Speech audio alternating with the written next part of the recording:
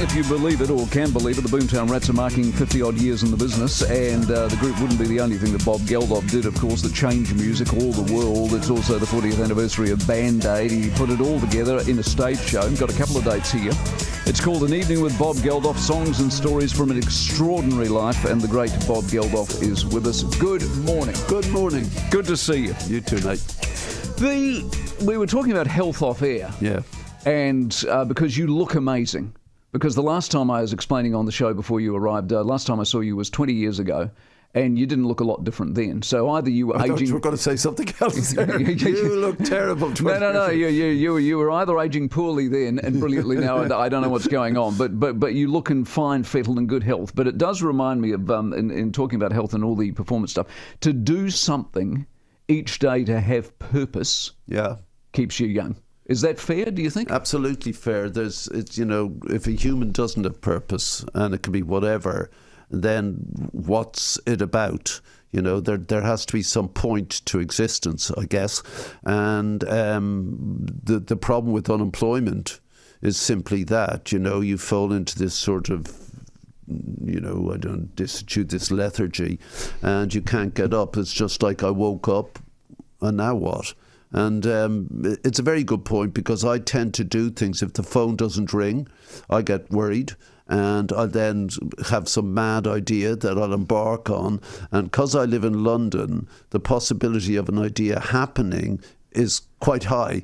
So 2 days later, there's these people ring me, let's do that. And 5 years later, I'm still involved in this thing that bored me in the first place. I never wanted to start it. So, that's it. And... I don't even know, I just get up and do stuff. That's it. And well, it's worked out okay, hasn't it, in general? Yeah, I mean, I think most people think they get up and do a job and they're not particularly satisfied with the job. But imagine if you didn't do that, I can't imagine it. Do you still enjoy performing? I do. It's very cathartic, and it varies. Like this thing we're doing, I mean, you've read the long opening to it. I said, why call it the life and extra whatever? I said, I just call it life, WTF, because, who'd have thought? So I do enjoy doing this, because it's, why would I do it? Because it was put to me just before Christmas in Australia, when I was talking about Band Aid, the 40th anniversary. And they said, why don't you tell those stories in a sort of show thing? And I'd seen the An Evening With stuff, where you just sit down with a guy like yourself, and I do these interviews all the time, and I didn't want to do that. And I'd seen Springsteen's one-man show, I'd seen Bono's one-man show. They're both Irish, I'm Irish, we can tell stories, and I thought I'd do it more like that, more theatrical. Fantastic. with visuals and songs and all that. And I really enjoy it, because it's not something I'd normally do. In the summer, as you said, the Rats are 50. We'll do all the big festivals. And then we were talking off mic about, suddenly Bobby Boomtown's in the house. Yeah. And it's lame for anyone listening, but the sagacious, quiet person you're listening to right now becomes something else. And that band start up, and it must be that the music excites me, and I go absolutely nuts. And I don't mean to. It's not something considered. And by the end of it, I'm completely exhausted. But it's a great catharsis. It's a great sense of something being done. I was going to say being achieved, but that's too grand. Having said that, the show goes on. In reading you in Australia, it can go for any length of time. Yeah. Would you just we did a thing. You and I did a thing in 2006 with Malcolm, the great Malcolm McLaren. Certainly a cultural avatar of our times. Vivienne Westwood's partner and designer and the Sex Pistols manager, and one of the great speakers. Yeah. And I reminded you that someone in the audience asked him a question, and the answer took up 45 minutes, and he never once addressed the question. So it's a bit like that with this show. It can bring a sleeping bag, is all I'm saying. It could go on. By the way, speaking of Irish people, Conor McGregor, do you realise he wants to run for the president of Ireland? Yeah. Would he? He's a creep. Okay, so no vote from Bob for Conor. Did you see how he humiliated himself and Ireland with Trump? Yes. Awful. I mean, I've had so many memes from people saying how ashamed they are, you know. Yeah. Do you, from where you came from, speaking of Ireland, when you start out, you know, in the meatworks and the diggers and stuff, do you appreciate what you've achieved more as opposed to have been born into it and you got a guitar and success came your way? No, I don't appreciate it because it's if you're living a life, as anyone listening or you know, it's sort of a linear thing. In retrospect, things appear inevitable. The only thing I know is that because I was offered no choices, Ireland was very poor. My dad had no money. I did nothing in school. So, you know, you leave and you invent yourself into being. And the only thing I know is that initially I just went for jobs where I could get a bit of money, take me to the next country, the next job. Something was going to happen. And I was working towards something when out of the blue the band started. But I would always take that road less travelled. Right. And that seemed to me to offer the most opportunities. And even when the band was really peaking at its height, I got distracted by something that interested me. And if it interests me, and it's got something to do with an interest in the past, and I'll go down that route. So, but everything spins off of rock and roll. Really, everything spins off of it. Things were not great when I was a kid, so the only avenues of possibility were suggested by, you know, John and Paul, Mick and Keith, Bob and Pete and those people, and I clung on to that, and the message seemed to be that the world was not immutable, that change was necessary, desirable, inevitable. And because I was young and listening to these people suggesting that, rock and roll became the rhetoric of change and indeed the platform. So that leads you to Live Aid, you know, that sort of stuff.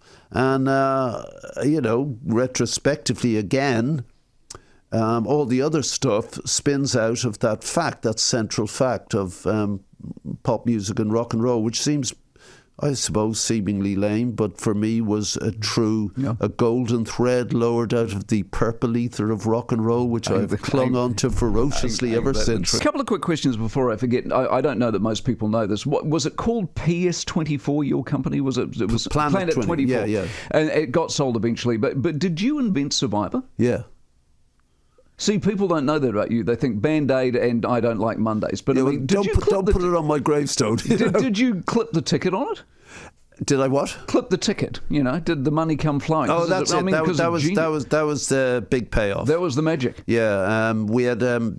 So after Live Aid, I hadn't worked for 2 years because, you know, trying to do all this stuff and focus on it and set up the structure and the trust and the actual enabling of, you know, putting everything into place. And I was broke because I promised that every single penny we got would go to someone in need. And after we're 40 years old now, I have to tell you that not a single sandwich, cup of coffee or phone call has come out of that money. That's amazing. And we do it every day. But I was broke, and the band, because we hadn't worked for 2 years, they'd gone off and done separate things. Pete became a big producer. Some of the band played with other guys. So first thing I did was write a book. Then I did some ads to get some money. Then I started making solo records. But because I've been, as I say, everything spins off rock and roll. Because I've been in music for 10 years, done every TV and radio show, it was second nature to me. So I set up a TV company with two friends of mine, and again the attitude was very like the Rats. It was very punk, you know. Let's turn over the apple cart. There's got to be something underneath it, and there was. We had the go-to rock and roll show of the 90s was The Word. That was ours.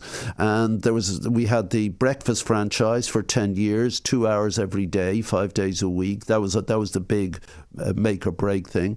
But out of The Word there was a section called I Do Anything to Be on Television.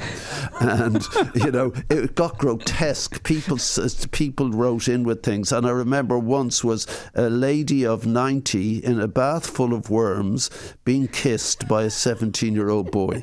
And that is grotesque. And I mean, it probably appeals to your, disgusting sense of humour in this country. But, and I just thought, no. So we got called in by Channel 4, which is the alternative sort of channel in the UK. Yeah. And they said, look, there's this new thing called reality television. We want you to make this edgy, sort of thing. We said, well, what are you talking about? They said, like police cameras action, you get real footage of people being arrested and all that stuff. And Charlie, my partner, just said, that's not reality. And they said, what is reality? And life is reality. You're compressed into this short time period with all these pressures put upon you. How do you deal with it? And, you've got to make friends with people. So what happens if that's artificially constructed over a short period of time, and people get to vote on whether, they like you or not? And so that was Survivor. We sold it first to Scandinavia. We never made it. We sold Scandinavia. And Charlie said, look, people will react to this very differently. You need to profile people coming on this. And I think, I can't remember which country exactly ran it first, Sweden, Norway, Denmark. And the first guy, I think, voted off killed himself. Jeez. I think that's what happened, and the place went nuts.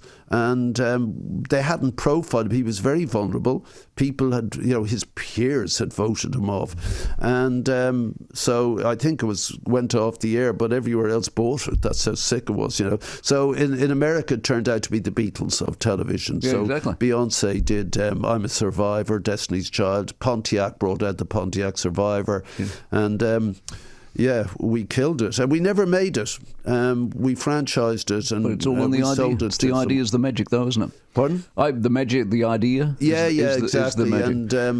And thank God for Survivor. I watched you on British television last year. I felt bad for you when the 40th anniversary of Band Aid Live Aid came along, because I thought that it summed up everything that's gone wrong with the world. What you did 40 years ago was a stroke of genius and was done from the heart and for the right reasons. 40 years later, it's a whine-a-thon.